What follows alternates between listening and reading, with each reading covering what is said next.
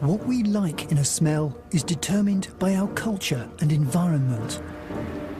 Making scent for Western tastes used to be easy, but things are changing. The European business and the American business have not enjoyed tremendous success over the last few years, and these other regions are exploding. But the new customers don't all want the same thing. The Russians want rich and heavy. The Chinese crave light and airy, and the Brazilians go bananas for fruits. You wouldn't use that in a perfume, would you? I would. I would. What we want in a perfume depends on where we are, but also when we are. In Arabia, they lust for musky oriental scents that were all the rage in Victorian England. I brought some treasure to show you, the best of English perfumery. The tastes of London, Paris and New York will soon count for little. What we smell like in the future is more likely to be dictated by the customers of Shanghai, Mumbai and Sao Paulo.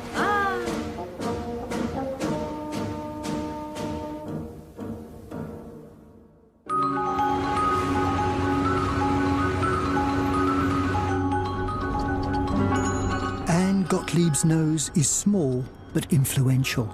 She's a predictor of global scent tastes. Then see if you can make it at 3, and if we can get the test at 9. The Manhattan-based grandmother works regularly for a top designer we can't name. His perfumers are developing a new fragrance aimed at Chinese women whose tastes are changing fast. You seem very thoughtful. I'm really concerned about the viability of this fragrance as much as I love it and the direction in which it's going. Asia is a very important market for us, and I don't know whether or not this is going to work there. I'm not sure it'll work there. Here, this is the more different woody note. This is more ambrox. This is more woody, vetiver, cedar, this kind of woodiness. So this is the same as I'm wearing, with a tweak on top. There's a big sociological piece of what I do in understanding what the tastes of the women of India and the men of India are, what the tastes of the Chinese are. I'm not sure. I'm not sure. No. Okay, come back again. Yeah. What happens here for me is that I go back into a little bit of that animalic dirtiness, which I don't in the wrist. So I think what I would like to do is take that and that. Because for me, those are the two that maintain the integrity of the fragrance that I love. Fans in Europe and North America might also like this perfume, but they're not going to get a sniff of it. Because specific regions are such lucrative businesses, yes, specific fragrances would be created by him for those regions. And not available here in North America or in Europe? Probably not. What we are doing now are regional fragrances that are available only in certain locations. It's my responsibility to make sure that a fragrance that is supposed to be region appropriate is so. Gottlieb's office on Central Park is filled with trophies. For 4 decades, big-name clients have had huge successes following her advice on Western tastes. These days, her nose takes her east and south. Gottlieb isn't limited to fine fragrance. Thanks to her, adolescent youth the world over smells pungently sexy. One of the projects that I've worked on, and I've worked on it for 20 years, is Axe, the body spray. That we call Lynx. That you call Lynx in the UK. It is targeted really to teenage boys, and I feel very much like its mother. And we do a new one every year, and we get them pretty right. Historically, Lynx scents have been tuned to European tastes, but Anne's going to change that. The brand's HQ is in London, and that's where she's heading. On the banks of the River Thames sit the offices where the future of Lynx or Axe is planned. Teenage scent tastes change fast, and there's a new body spray every year. It's worn by boys all over the world, but Gottlieb knows that the smell of the next one will be dictated by just one territory. There is one country that matters more to Lynx and to Axe than any other, and that's Brazil. They're fragrance literate and they love fragrance. So the potential is huge there, probably bigger than any other region in the world. For brand manager Russell Taylor, there are practical reasons why the spray does so well in Brazil. What we find in a lot of our Latin American markets is that they use more product. They want fresher fragrances, and they shower more as well. So the usage occasions in hotter climates are very, very different from the colder climates. And that's effectively where the drive of growth on the brand comes from. 3 teams of perfumers are in competition. This group believes they've got Brazil bottled. This is a coveted brief. This represents a lot of money to the house that wins. And if they hear that their fragrances are not loved or that they're not promising, it's very disappointing for them. There's a good chance there will be tears. We are at this point in our evaluation where I know that we're not so happy. And so we would like to take a look at where we are here. Let's just smell, okay? We are designing a product that is specifically for a 16 to 25-year-old consumer. You would tend to do a product that would smell young. Someone in this room is fascinated with the coconut part. Brazilians love fruity ingredients, they love floral ingredients, so that what I am looking for captures that, but also something that really is tasty and yummy, and yet decididly masculine. Do you want to smell both themes, maybe on skin? Oh, let's definitely go to skin, yes. And I'm so happy that you brought skin with you, so. Oh, it is. Yeah. The skin executive represents a teenage boy. He's probably lived on pot noodles and gone without showers for a week. Okay, let's have a look. Coconut is a yummy ingredient. What I would really love to do to keep the fragrance sophisticated is find a way of sort of wrapping it so that the sweetness so much isn't there. What if we mix the two? Pierre, come smell and see if you think it would work.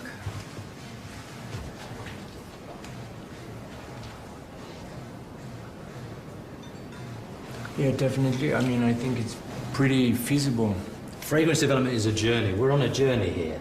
If we make this one-dimensional, then obviously we will fail, but you won't make it one-dimensional. And I think the magic now we need to see coming through from you is something that you want to smell and smell and smell and smell. Our guys going to remember this fragrance. Exactly. You know, you guys need to do a lot more work, yeah? So let's not be lazy now and say, oh, this is it, yeah? But I think, please, you know, work on the sophistication so we don't come across as being too cheap. It's worth the pain. The contract for just one new version will pay millions.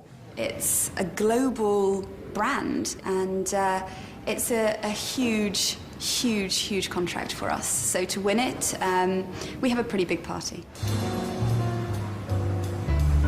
Gottlieb still has to see the competing teams.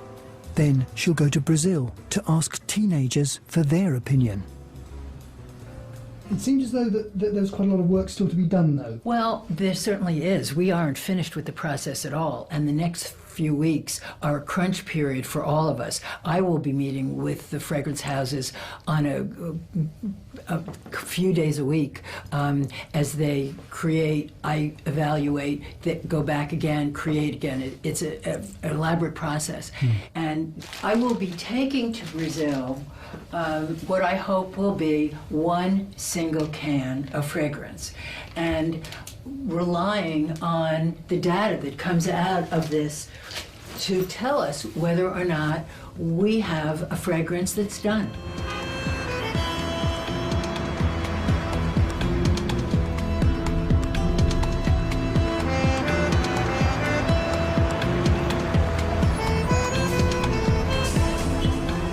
Brazil's opinion matters.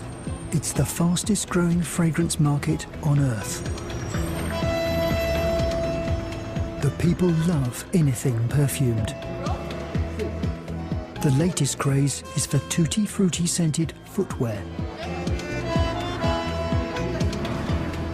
Everyone who can spends something on scented products, from perfume to air fresheners.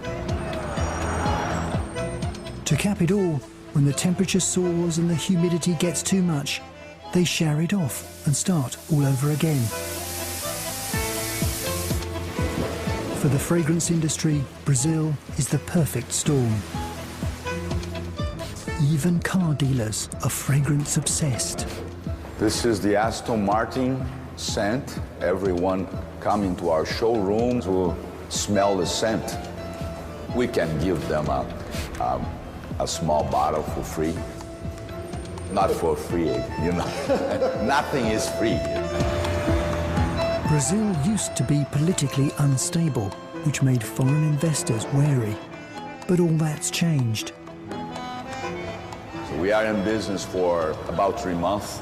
Initially, we thought we had a market in Brazil for around 25 units a year. But to our surprise, we sold already 25 in less than 3 months. They know that when they buy one car like this, they are paying more taxes than the value of the car, but they still want to have one of these babies. The whole country is coming up. We're having a lot more people in this country move to the middle class. Things are looking up for some. Most people can't afford a bicycle, let alone an Aston Martin. But everybody wants a piece of Brazil's new wealth. Those who aren't rich can at least smell as though they are, but not with posh perfumes. The real money isn't in eau de toilette, it's in toilet cleaner. The big chemical companies are climbing over each other to make Latin bathrooms and kitchens rainforest fresh. Flavia Motta works for the biggest fragrance corporation of all, Givaudan. Okay, so here we are. For her, every day is laundry day.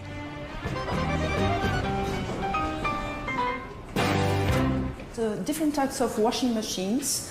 So we have top loads that are very common in Brazil.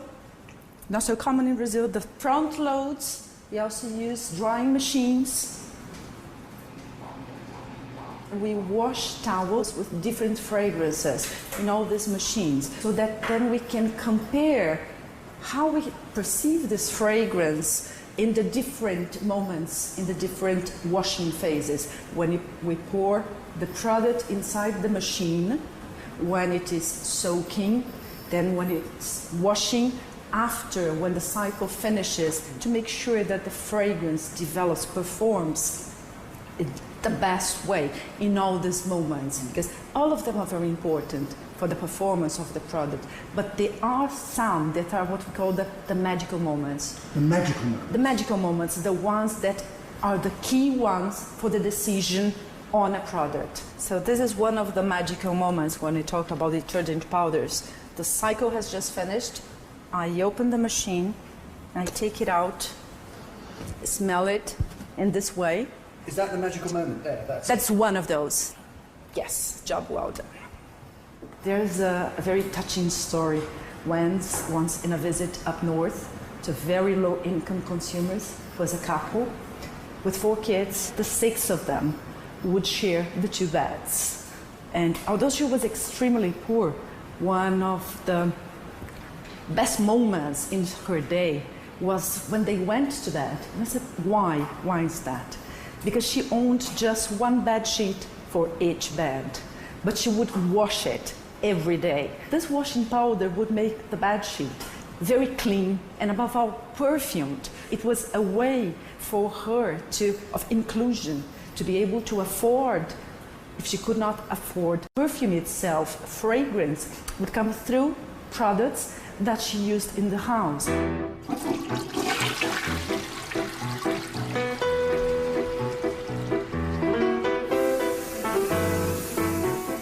Whenever Brazil visits the bathroom, Givaudan goes with them. There are around 50 million households in Brazil. All the perfumers have to do is correctly decipher their tastes. The problem is, they're changing with ever-increasing speed.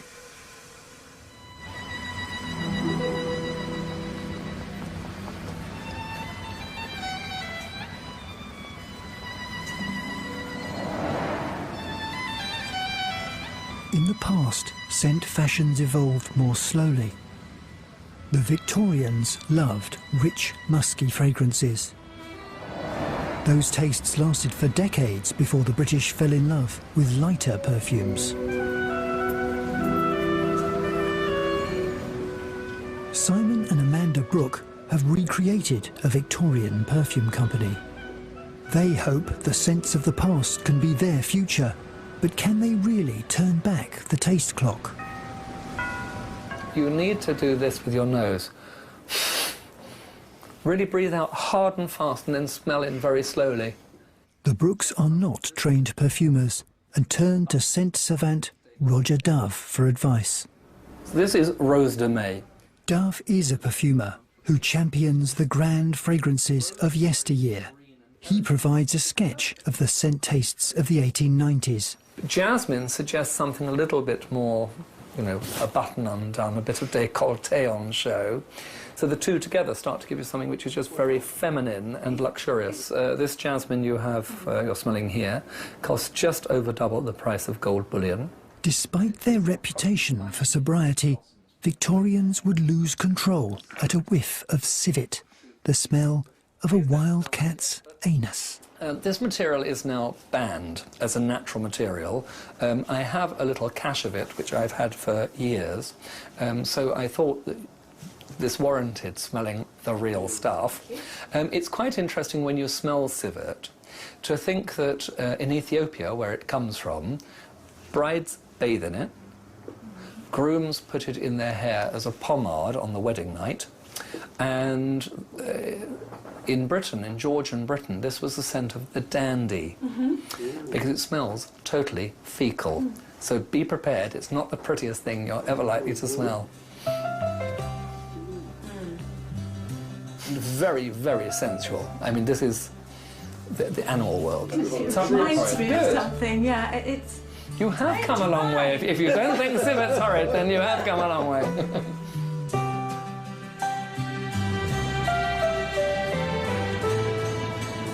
Simon and Amanda Brooke's home used to smell of air freshener and occasionally Old Spice. Now, on Monday mornings, Rose de May, tonka bean and a Popanax intermingle with bacon and egg. Simon Brooke was interested in his family tree. 3 generations back was John Grossmith, perfumer by royal appointment. The real treasure, which is here, and I ought to have my white gloves on for this, but here you have in John Lipscomb Grossmith's own hand the original formulae for almond oil brilliantine, almond shaving cream, hygienic salts. Oh, and here's a special one, Regal, which was produced for King Edward. Here we have, this is a good one, Hasuno Hana, so with rose and jasmine. New mown hay, with lots of jasmine and rose and orange, oak moss and civet, and page after page. Clearly the perfume or the creativity of those sorts of things was in his genes. In bringing a long-dead perfumery back to life, the Brookes have changed their own. They sold the weekend cottage and gave up their old jobs to recreate 3 antique scents. This isn't my best attempt. It'll turn out looking all right. I read archaeology at university, But when I graduated, I became an accountant. We acquired the company because it seemed a kind of tidy thing to do. It was about saying, oh, let's get this back into the family. It used to belong to the family. We found it. It's not doing anything. Let's see if we can just get it back into family ownership. A lot of the genealogy stuff is emotionally driven. And then we realised actually it was probably quite a good business proposition as well. One or two people said, there's a recession on, but mainly people said, wow, what an amazing idea.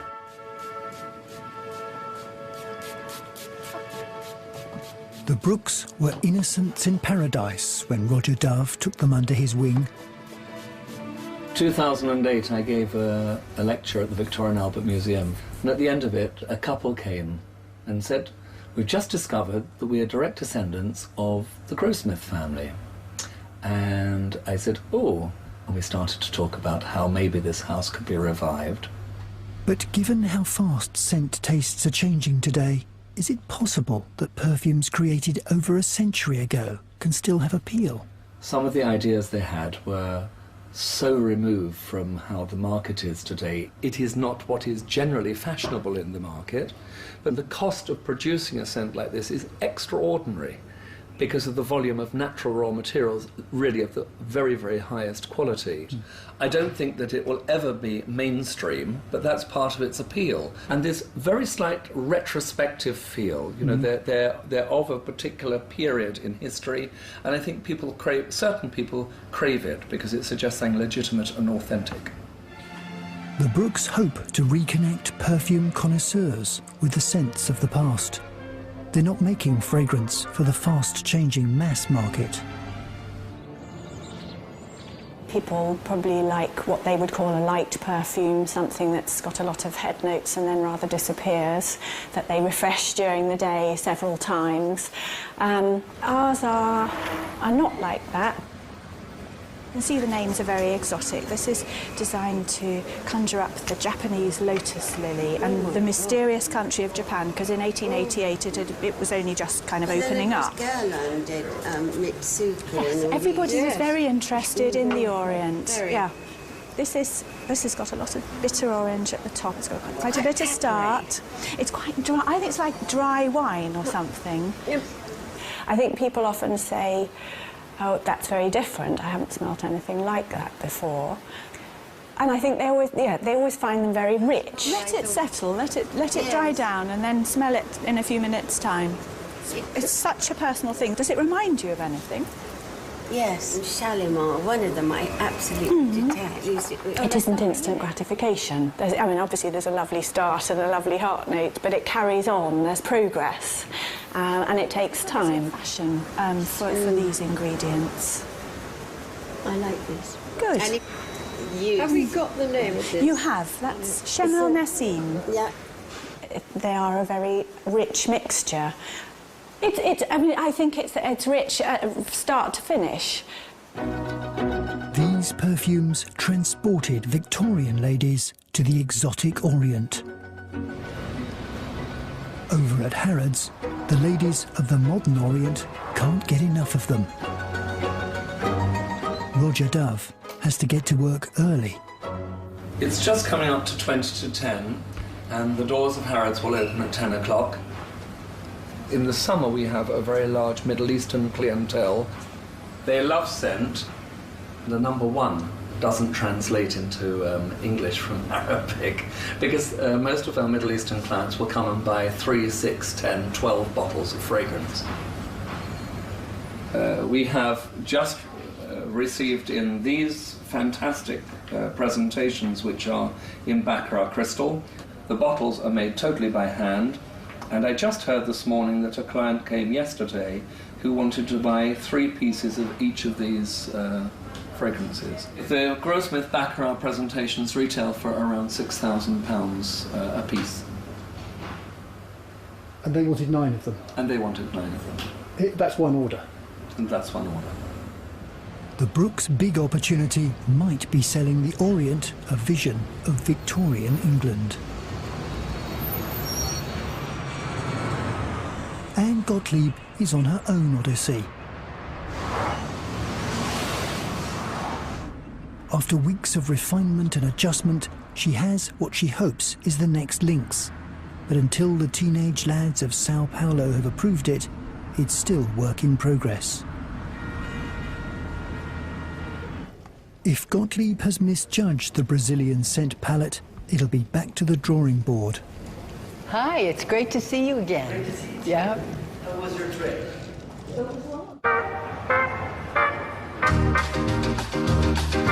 I am so happy to be in this city. I love Brazil. Brazil is the biggest fragrance market in the world, and fragrance is selling like crazy. And it is an opportunity for brands to come here and sell their wares, and you don't get what they like unless you can talk to them and see what they keep in their bathrooms. And that's the way to really create products that they love.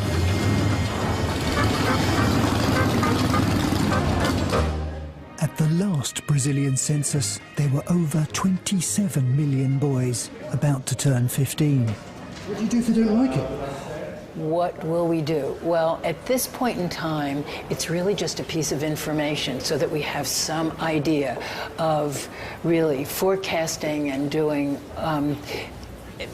all of the other logistics. At this point, it will be very sad if they don't like it. We are going in thinking that this is sort of what is called a disaster check. And I hope that word never pops up again in the course of this product. One of the aspects about this culture that fascinates me so is their attitude about sex. It's extraordinarily liberal and free, and this is true of guys and girls, which maybe is one of the reasons they smile so much all the time. Is it all about sex? It's all about sensuality. I'm not sure it's all about sex. For guys, it's all about sex. Gottlieb has 48 hours to hear if groups of adolescents like her body spray. The boys are younger than Gottlieb had expected, so the focus group has to feel informal, a bit of a game.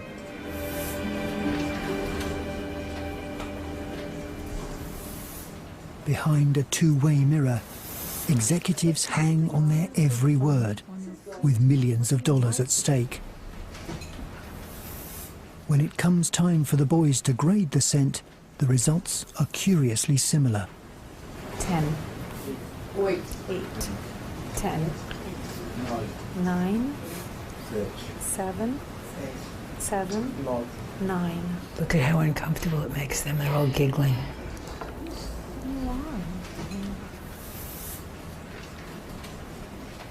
All the others seems to repeat the same word, the same. And sometimes in these, to dominate one person's opinion, and then everybody shares the same opinion.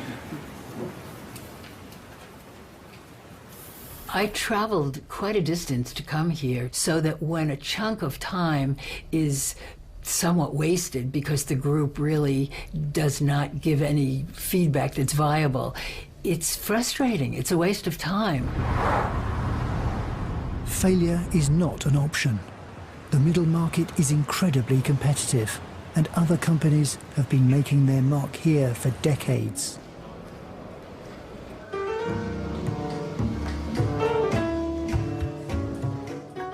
Sales to Brazilian fragrance fans account for 20% of Avon's worldwide revenue. Juliana da Faria and Ana Alvarez are marketing executives. Você é mais como eu, pouco mais o verde. We got a lot of different words to talk about smells. It's like the Eskimos with the words for ice or cold or water or whatever. So we have cc, budum, fudum, almost like slangs for describing bad odor. Chulé, like it's just a lot of bad words. But then you have a lot of good words also for describing when you smell good, like fresquinha, cheirosinha, gostosinha, a lot of inhas, a lot of... what do they mean? What do those words mean? Fresh and clean mostly, but the inha makes it like yummy, like...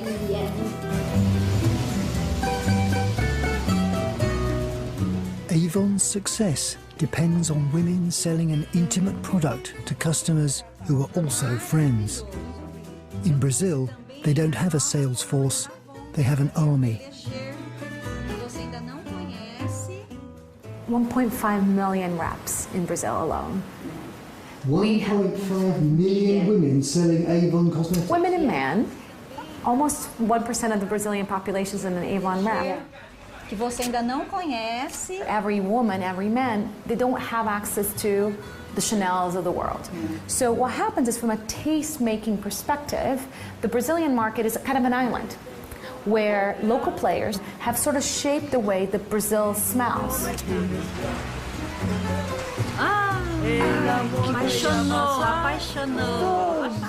Trends that are very pervasive in New York, very pervasive in Europe, don't necessarily translate here. So when we brief a fragrance house, an international perfumer that's developing something for Avon, he has to take into account Brazil, interpret the trends from a Brazilian perspective. And if you don't do well here, if you're an Avon fragrance that's not doing so well here, are you likely to get knocked off the list? Because if you don't do well here, Absolutely, you're out. absolutely. Some of Avon's scents are manufactured locally by fragrance company Givaudan. They believe in total immersion and have bought French perfumer Thierry Bessard to live here and permanently adjust his nose. Looks nice, but very strong. Very natural. It's a bit creamy as well. Quite interesting. I think that would be very good in a masculine or feminine fragrance. I came here for 6 months and it's been 15 years now. To me, as a perfumer, it's fantastic to work in a country where all the people love fragrances, you know. Que isso? Isso chama Everest. Everest. Okay, so that's probably why it smells so fresh. Here it's very important that the fragrance is always very fresh. It has to be fresh and clean as well. At the same time, they want something that is a bit sensual as well. Smells have different meanings in different cultures. It's been an education for the Frenchman. Fruity notes, you know, they're not the same as in Europe, partly because you don't have the same fruits. We think in Europe vanilla is very sweet and it's a heavy fragrance and so on. Here it's very often considered a fresh fragrance. You have to adapt to that type of thinking. Okay. Thank you very much. Você está com fragrância? Okay, is with Kenzo Homme. Well, I was certainly confused with the lavender. You know, when you come from Europe, you know, you think lavender is all for the old lady or it's a masculine fragrance. Here, it's very much loved by women, actually. Actually, you wouldn't find that many fragrances with chocolate or coffee here. I think partly because, you know, they don't like to find on their skin something that they drink all the time, especially. It's the very best materials without reference to cost. This is beautiful. That's why they are. Peter Dodds has the ear and the credit card of the royal family. He selects all their luxury items. And this is Chemonesine. A sweet opening, but not a sweet. But this is also Florentine orris, so very, very expensive orris.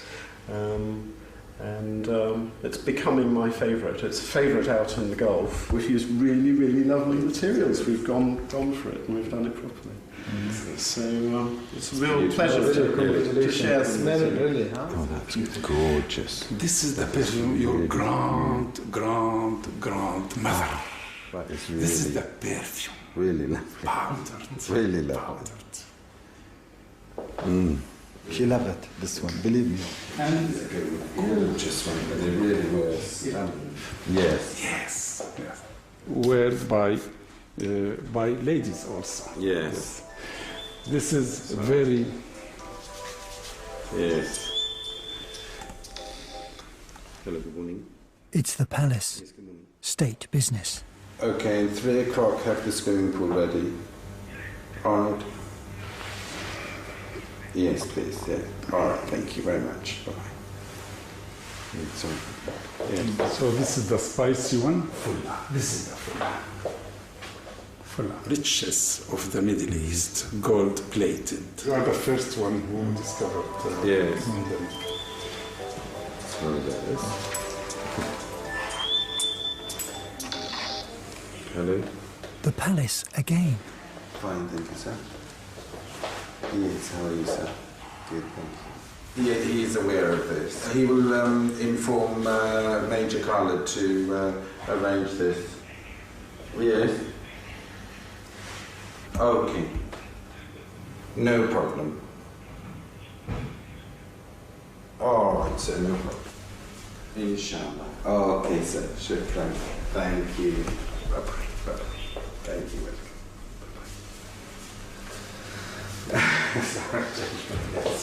Yes. So I have a little gift for you, which I'd be very grateful if you would accept.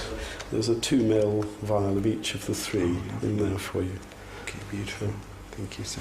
I think because there's always been a stigma in the West to a certain extent that, you know, men shouldn't go and have a manicure or they shouldn't go and have a pedicure. It was a shame. It wasn't a manly thing to do, you know. Yeah. But of course now, men, you know, in the Arabic part of the world and even sort of in Far Eastern parts, I think they tend to look after themselves better than probably we do in the West. Yeah. It's part of their culture. Yeah. It's part of their culture. Pleasant journey back. Safe journey. Thank you. What a charming man. Beautiful. The brothers in action. Yes. Yes. Dealings with the palace are hush-hush, not rush-rush. Simon and Bashir head for the airport and Oman, the next kingdom in need of their fragrance.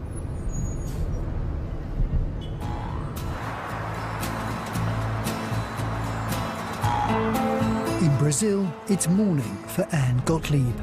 Her first Axe focus group didn't yield reliable results. The second must deliver the local stamp of approval for her new body spray.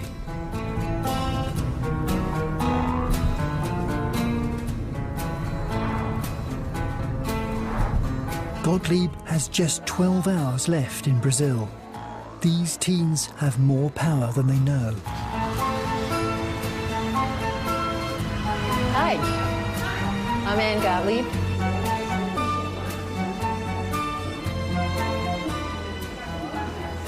This looks like a perfect group, absolutely perfect.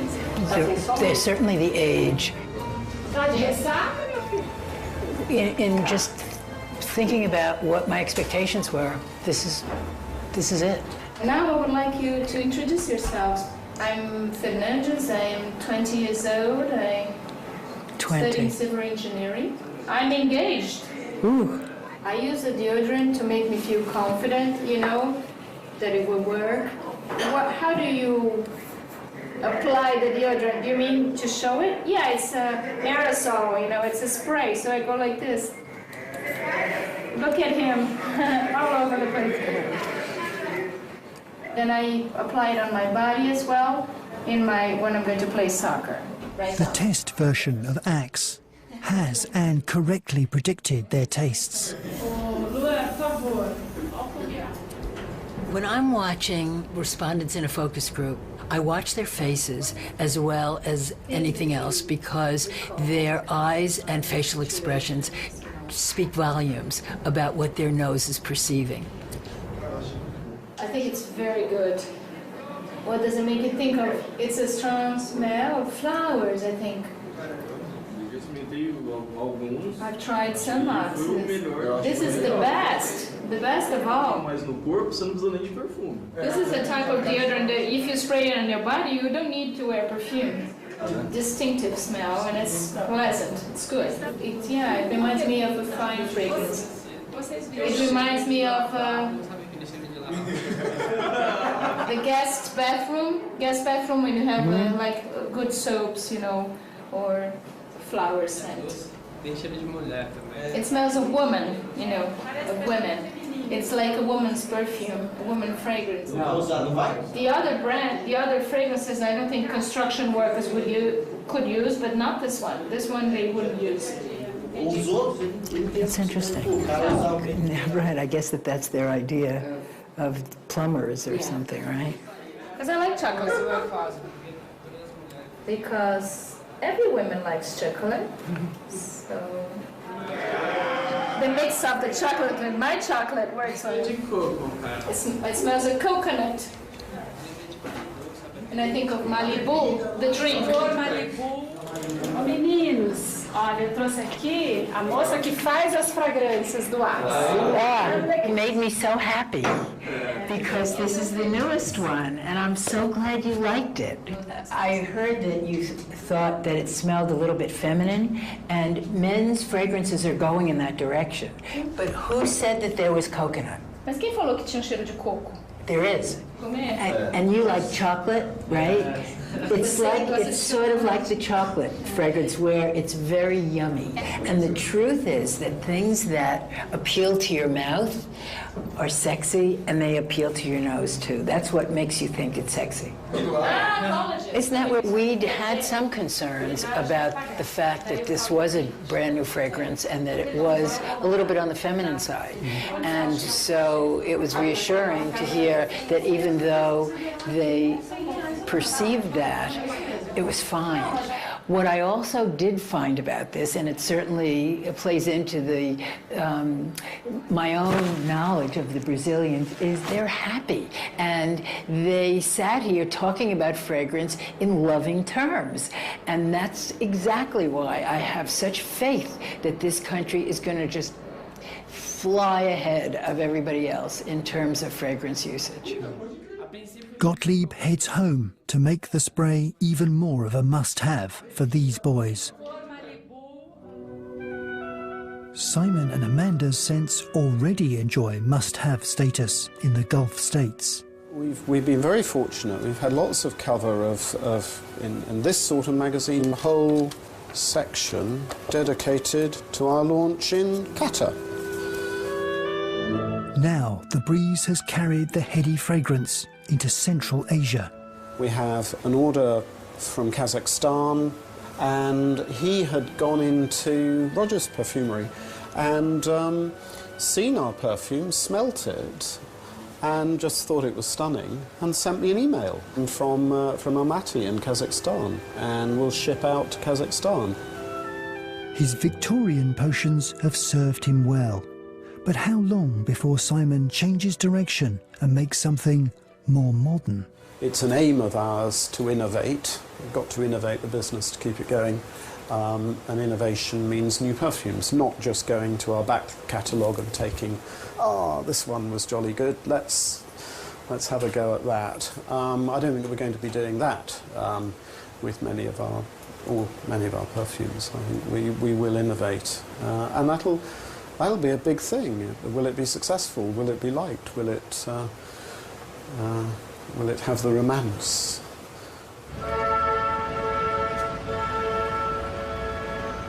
Good morning, everybody, and welcome. I'd like to introduce Simon Brooke, who owns the house of Grossman. Thank you very much. Well, thank you very much, Roger, and thank you very much, everybody, for coming along this morning. The Brookes face a challenge. Their lineage is their strength, but brands that are only about the past risk becoming museums.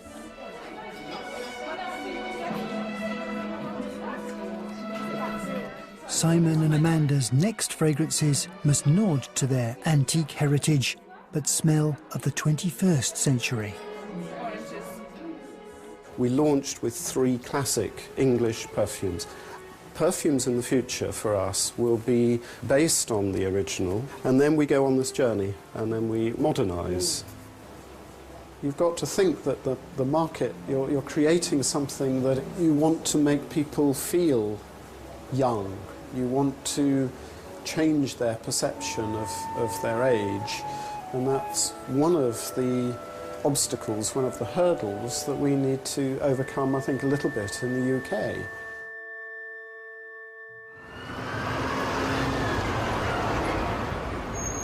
In New York, scent guru Anne Gottlieb is still hard at work on the Lynx account.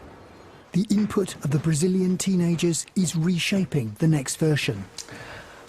A tremendous amount of work followed the trip to Brazil. We were going for something that was a little richer and darker of fragrance, and as a result of having the focus group opinions of all the people that we polled, we've started adding more freshness to the fragrances, a little bit of fruitiness. What's true for Axe is being replicated across the fragrance industry. What may have been businesses driven by the States or being driven by Europe are going to be driven by China, by Brazil, by India, and marketers are gearing up for that. And we're looking at a cultural shift right now. So it may well be that tastes will shift, and in 10 years, we will be impacted by what the Chinese like. The Western fragrance industry is trying to get to grips with the tastes of China, Brazil and India. But how long before these new markets are doing it for themselves? Replacing the smell of perspiration with the sweet scent of aspiration.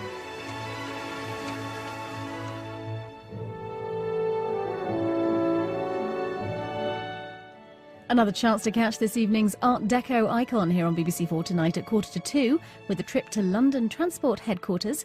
And coming up next this evening, we're heading back to Glamour's golden age.